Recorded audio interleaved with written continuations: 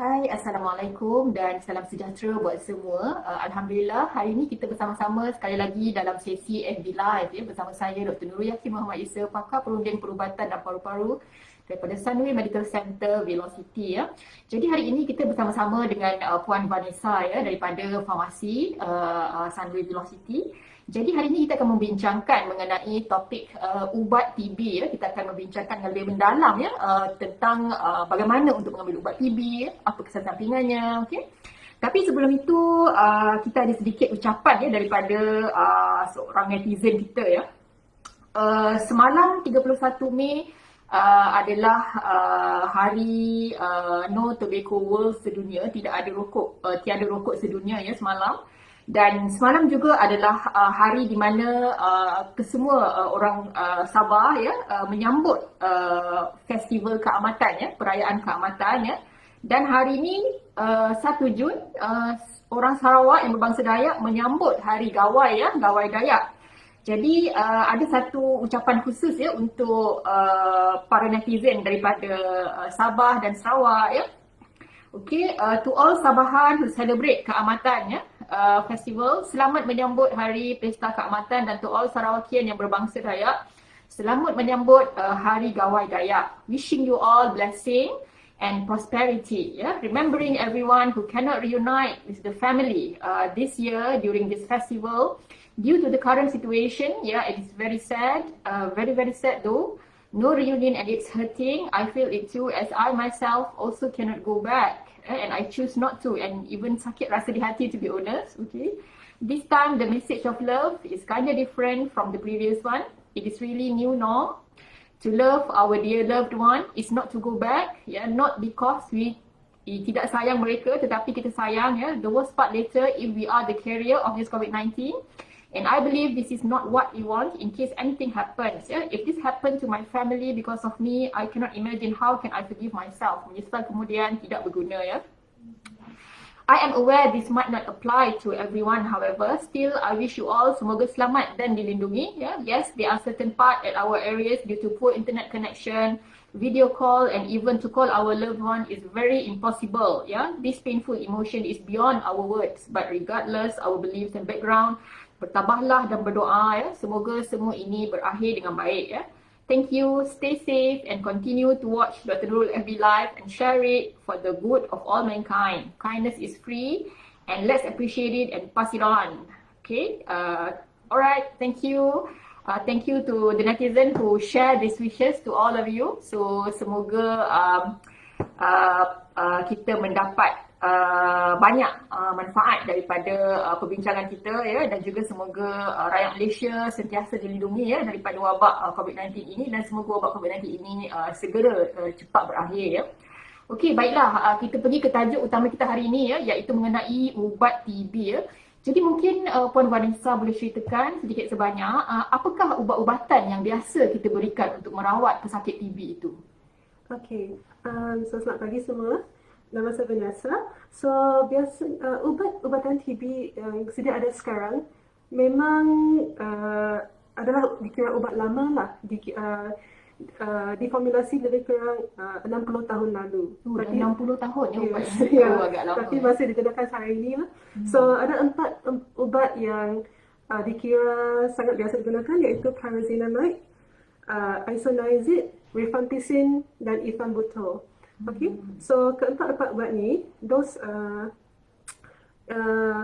akan diberi setiap hari untuk 2 bulan, dan lepas 2 bulan dikira rawatan intensif lah. So lepas 2 bulan ni mereka akan turunkan kepada 2 jenis saja.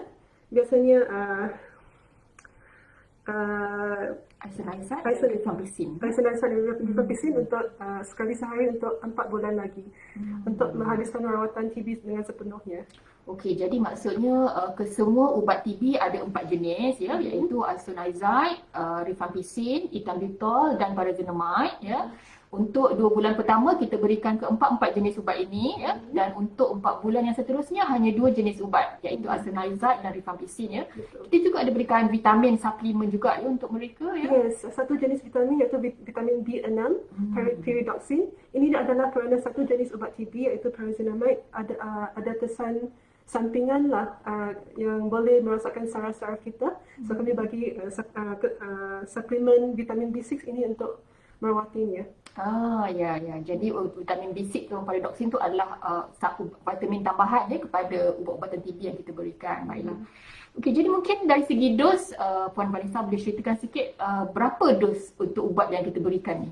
Okay, so dosnya memang berbanding dengan atas berat badan pesakit lah. So biasanya berat badan pesakit dewasa biji yang dimakan ialah 3 sampai 4 biji untuk setiap empat ubat ini. Tapi dalam masa ini kami ada kombinasi ubat lah, 4 in 1 supaya pesakit tak usah makan macam 9 atau 12 biji setiap hari.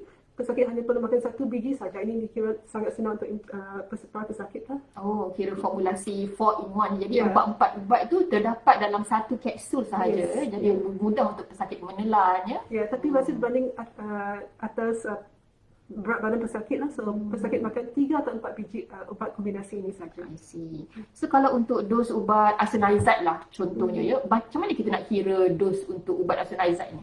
Isoniazid biasanya jumlahnya dari 10 sampai 15 mg per kg. So jika let's say seorang pesakit yang berberat badan 60, lebih kurang 600 mg lah, ataupun 4 biji satu tablet, 1 biji isoniazid. I see. Cuma kadang-kadang mungkin ada yang menggunakan guideline yang agak berbeza ya. Mungkin ada Yes. yang menggunakan 5 miligram per kilo ya. Yes, Jadi betul. bergantung juga kepada guideline yang kita pakai lah ya. Yes, betul. Okey.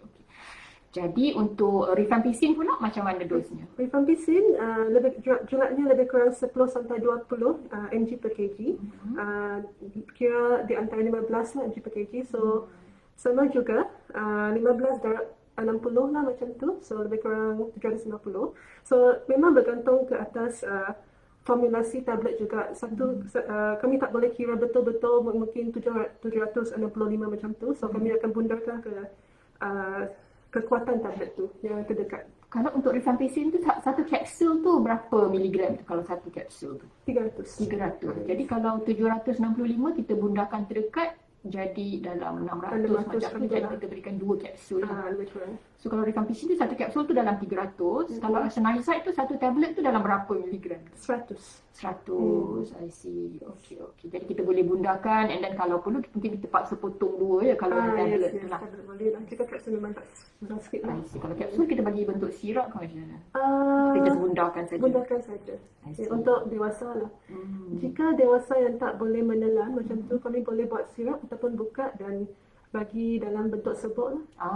Jadi maksudnya kalau pesakit tak boleh telan tablet atau kapsul yang besar, mereka boleh ambil dalam bentuk sirap ya. Jadi lebih mudah untuk mereka telan ya. Betul. Okey, baiklah.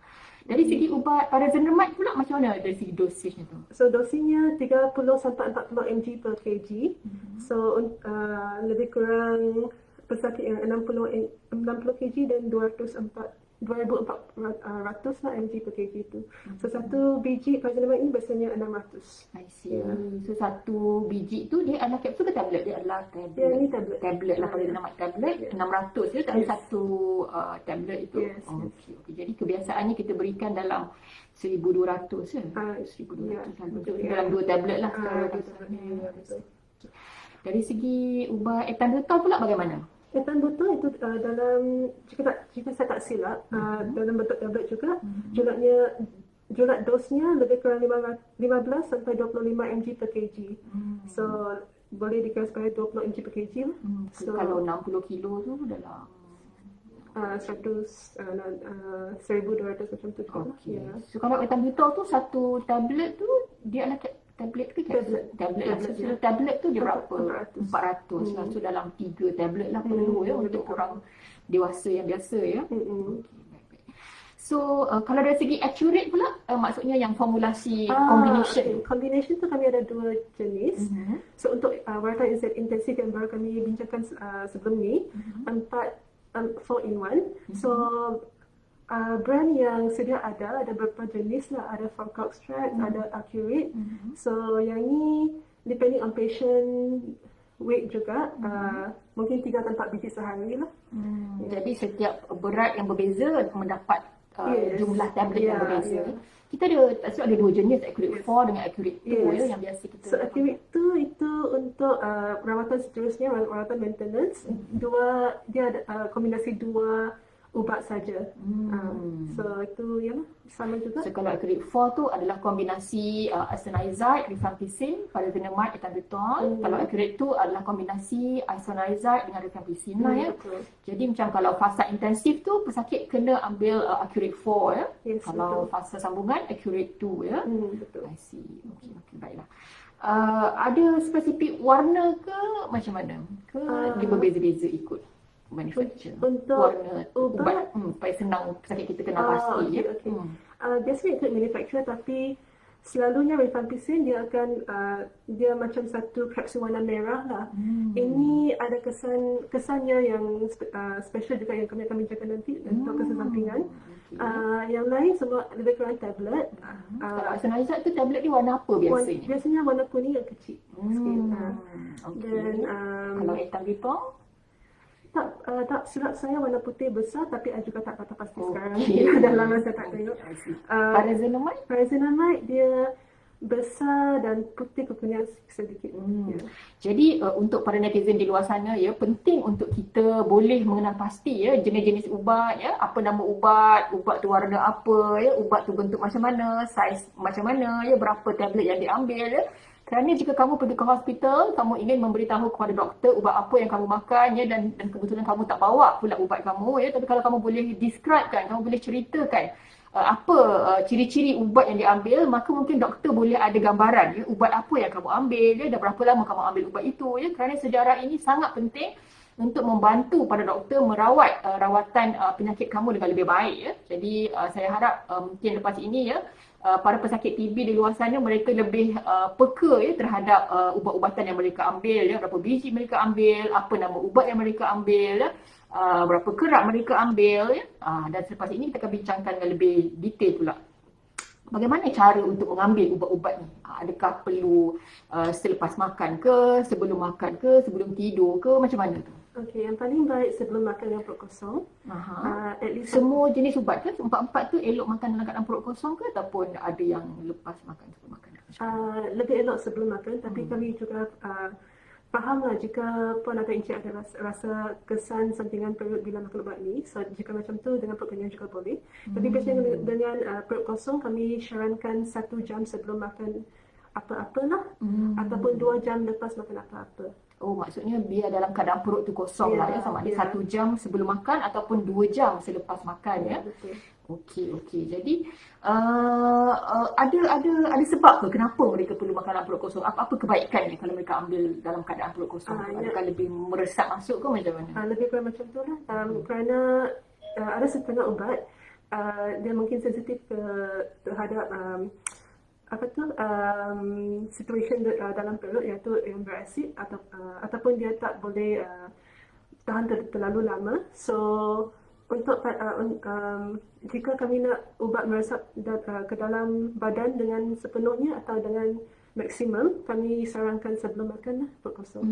Jadi tujuan ubat tu diambil ketika dalam perut kosong adalah supaya penyerapan ubat tu lebih berkesan ya. Ya, jadi maksudnya bila ubat itu lebih dapat diserap dengan berkesan, jadi kesannya pun lebih memberi kesan yang baik pada rawatan pesakit ya. Apa akan jadi kalau pesakit tu dia makan ubat dalam keadaan perut kenyang? Adakah dia akan mengganggu penyerapan ubat tu macam mana? Okay, so jika penyerapan ubat tidak sepenuhnya, mungkin paras ubat dalam darah tak begitu tinggi. So bila kami nak merawat infeksi, especially macam TB yang perlu jangka masa yang panjang, kami nak maintain satu paras lah yang macam tetap, tak terlalu tinggi, tak terlalu rendah, tetap supaya dapat membunuh kuman TB ini. Kami tak nak bagi ubat terlalu kuat pula, walaupun mungkin setengah orang akan fikir, bolehlah kami bagi ubat kuat sikit supaya bila meresap dia kurang sikit. Kurang sikit tapi masih cukup untuk darah, untuk paras darah kami. Itu adalah kerana kami nak juga mengelakkan kesan sampingan untuk para pesakit. So kami tak nak bagi ubat terlalu tinggi pula. Jadi maksudnya kalau makan dalam keadaan perut kenyang, level tu menjadi terlalu tinggi ke?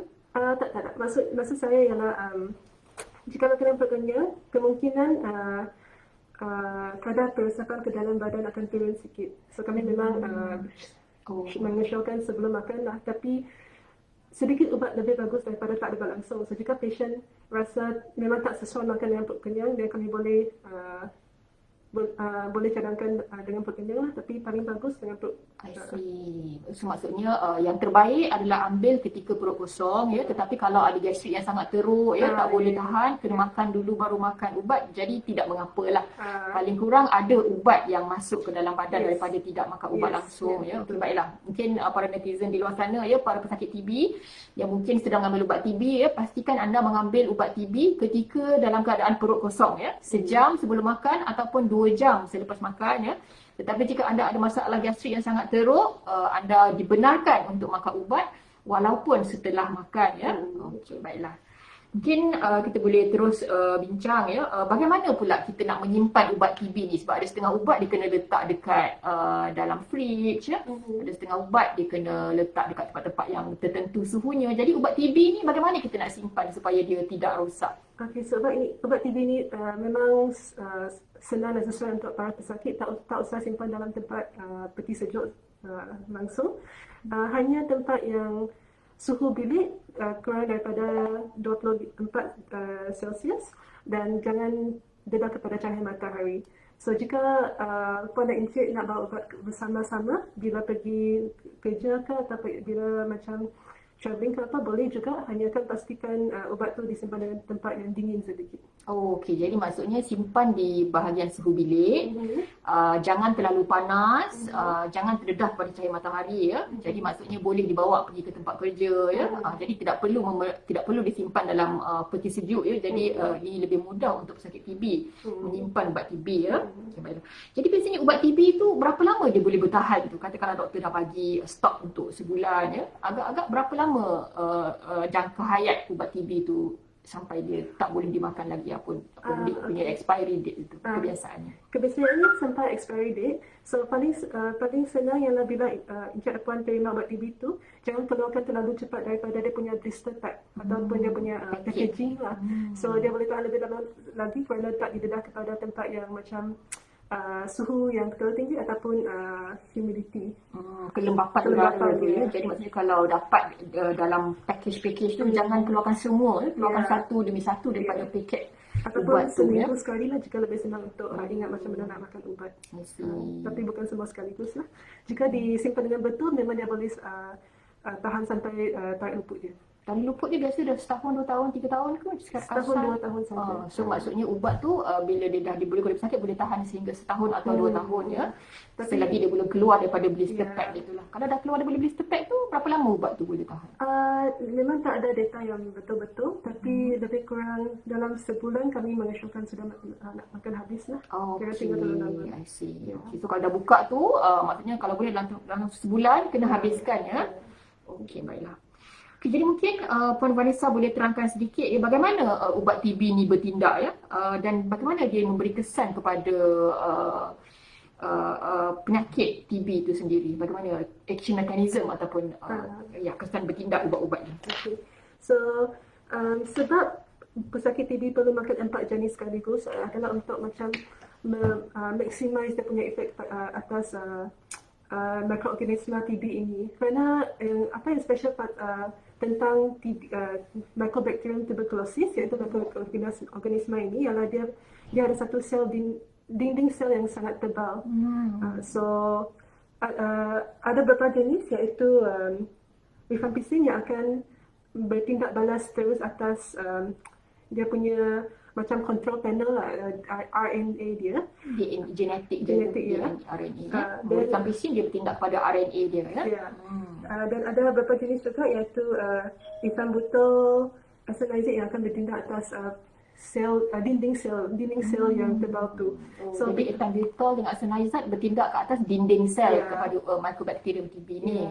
So bila dinding sel tu macam dipecahkan atau dihancurkan, dan Mycobacterium tu memang lebih Mudah mati. yes Okay. Jadi dia attack dia punya RNA dia, rifampicin attack dia punya RNA, and then isoniazid kata betul, dia attack dia punya dinding dia lah. ya. Dan untuk pyrazinamide dia punya tindak balas tu tidak diketahui dengan sepenuhnya lagi walaupun ubat ini sangat lama. Tapi memang 4 ubat TB ini perlu dimakan bersama-sama lah untuk mengurangkan effect of resistance, iaitu ubat yang tidak ada kesan lagi ke atas penyakit ini. Jadi kita takut kalau pesakit tidak makan ubat seperti yang kita syorkan, takut nanti mereka mendapat penyakit yang kita panggil TB kebal, di mana TB tu sudah tidak boleh lagi dirawat dengan ubat-ubatan yang biasa, yang perlu ubat-ubatan yang lebih special, lebih khusus, lebih mahal dan lebih perlu masuk ward dan sebagainya. Betul.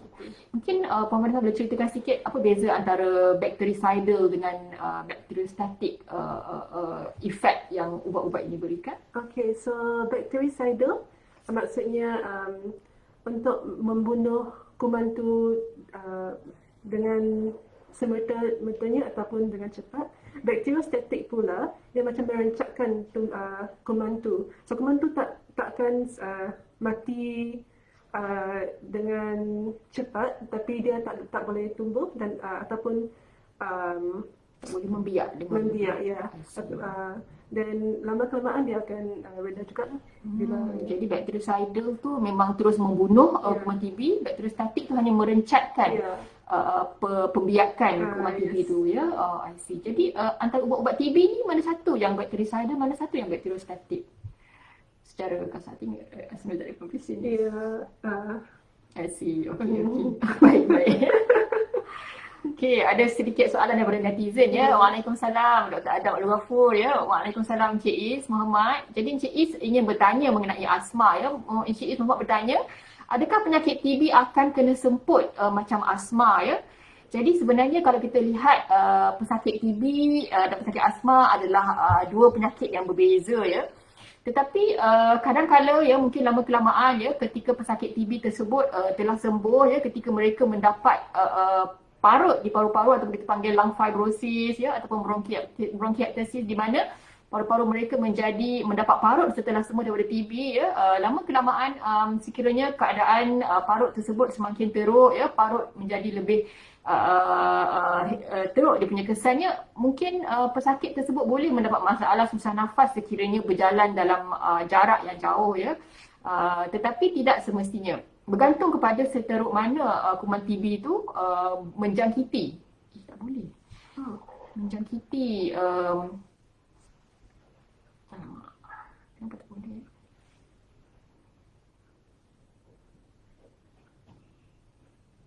Okay, never mind. Tak apa, I think kita boleh terus dengar kot. I think we can still continue. Dan jadi bergantung, ya, Encik Is terhadap kuman sejauh mana kuman TB tersebut memberi kesan, ya, kepada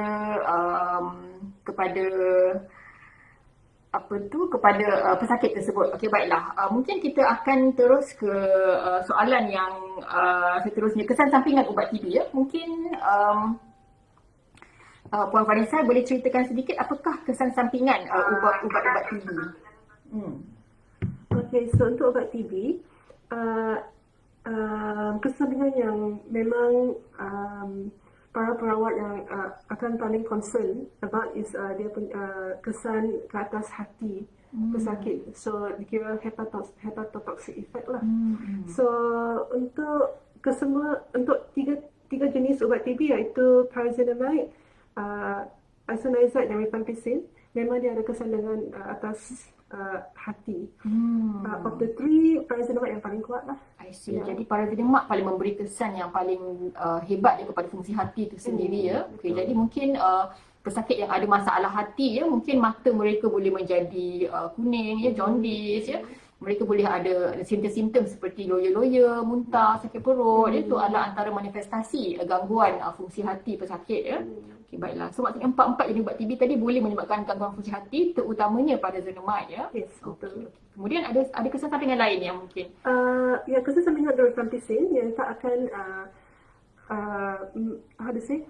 have any macam efek atas kesihatan pesakit, tapi mungkin memeranjatkan mereka ialah dia akan buat bendalai badan berwarna oranye. So maksudnya macam air mata, air liur ataupun air kencing dia akan nampak macam oranye atau terang sikit ataupun merah. Ini bukan darah ya, ini memang warna ubat tu saja. Jadi maksudnya ubat rifampicin ni boleh menukarkan warna bendalai badan kita ya. Mungkin air mata pun bertukar jadi oranye ya, air kencing jadi macam oranye, warna macam teh tu ya. Peluh pun jadi warna oranye ya. Jadi tetapi sebenarnya benda ini tidak berbahaya, tidak perlu risau. Itu menunjukkan bahawa ubat ini sedang meresap dengan baik ya. Maksudnya ubat ini sedang menjalankan fungsinya dengan baik. Okey, jadi untuk pesakit TB di luar sana ya, jangan terkejut sekiranya ketika anda menangis air mata jadi oranye ya. Itu adalah perkara yang normal jika anda mengambil ubat TB rifampicin ini ya. Okay, baiklah. Ada kesan sampingan lain yang mungkin perlu diberitahu kepada para netizen? So semacam Dr. Yakin sudah menerangkan pasal simptom sakit hati, maksudnya sakit untuk hati, sakit perut ke macam tu. Jangan risau, memang doktor yang merawat Encik dan Puan akan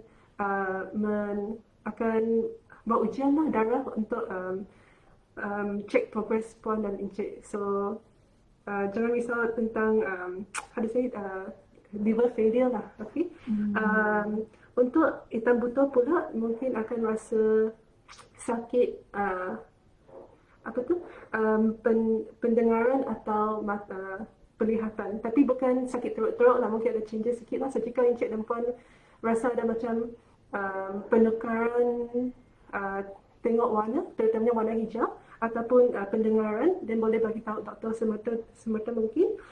Untuk Pyrazinamide pula, untuk isoniazid mungkin ada penukaran dengan saraf tangan atau kaki. Jadi mereka boleh jadi kebas-kebas ya. Jadi isoniazid ni boleh memberikan kesan efek rasa kebas tangan dan kaki. Jadi benda ni adalah biasa ya.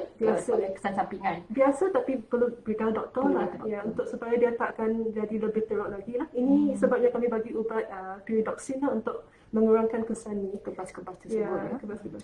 Ya, jadi seperti yang Puan cakap tadi, ethambutol boleh menyebabkan mungkin berlaku pertukaran dari segi fungsi penglihatan mata ya, warna ya, dan telinga juga ya. Jadi sebab itulah pesakit TB kita akan refer atau rujuk kepada pakar mata ya, untuk mereka memeriksa ya ada masalah mata ataupun tidak ya setelah makan ubat TB ini ya.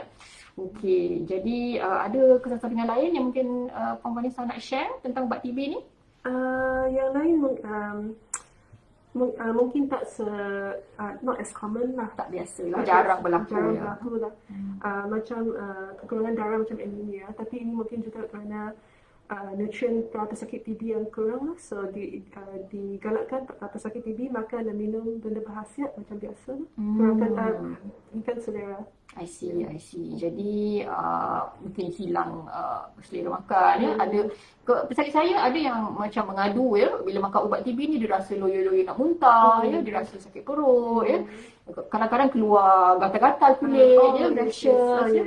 Jadi ini sebenarnya adalah antara tanda-tanda biasa penyakit TB ya. Sekiranya pesakit masih tidak merasa serius dengan keadaan tersebut, maksudnya gatal-gatal tu tak terlalu teruk ya, biasa kita akan hanya monitor atau perhatikan saja. Tapi sekiranya gatal tersebut sangat teruk ya, ruam dia sangat dahsyat ya, sehingga menyebabkan merah dan sebagainya, kita akan memberikan ubat untuk tahan gatal ya, krim ya, untuk kurangkan kegatalan dan ruam tersebut ya. Selain dari itu juga ada pesakit yang komplain juga ya, bila mereka makan ubat TB ni uric acid mereka tinggi ya, dan mereka senang mendapat gout ya. Jadi mungkin kita perlu beri perhatian lah, mungkin ada pesakit yang perlu kita monitor kandungan uric acidnya ya. Kita bagi tahu kalau pesakit gout kena hati-hati ya, kemungkinan gout mereka boleh datang ya. Jadi kita ada ubat-ubat yang kita boleh berikan ya. Okey. Baiklah, ada soalan lagi daripada Encik Is Muhammad. Seperti yang saya cakap tadi, kesan parut pada paru-paru, adakah severe asma akan ada parut pada paru-paru? Dalam X-ray boleh nampak ke parut pada paru-paru? Okey. Jadi bergantung ya Encik Is, sekiranya asma tersebut tidak terkawal ya, dan seringkali mendapat jangkitan kuman ya, pneumonia berkali-kali ya, dan pneumonia pula severe pneumonia ataupun pneumonia yang teruk, kemungkinan boleh mendapat parut di paru-paru ya.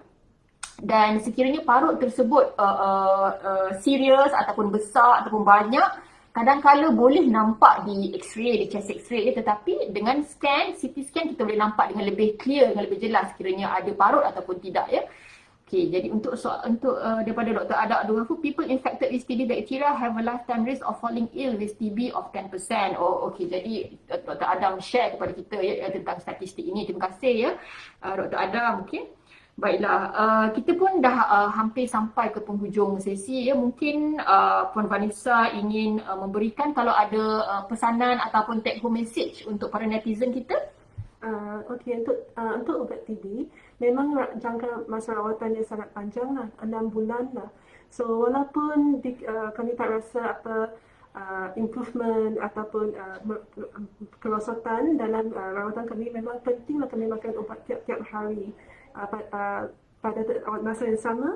Dan jika ada apa kesan sampingan yang kami tak boleh tahan ataupun rasa pelik, terus bagi tahu doktor, jangan henti sendirilah. Memang ada ubat lain, alternatif lain yang boleh diberi untuk para pesakit jika ubat yang pertama itu tak sesuai. So, yang paling penting mesti selalu berkomunikasi dengan doktor petunik encik dan rajinlah makan ubat. Jadi betul ya seperti yang pemerintah kata, mesti habiskan ubat ya. Kita tahu 6 bulan itu adalah satu tempoh yang lama ya. Jadi memang agak sukar untuk patuh kepada hari-hari ya. Tapi cuba sedaya upaya ya untuk makan ubat setiap hari, jadikan ia sebahagian daripada habit ataupun tabiat ya.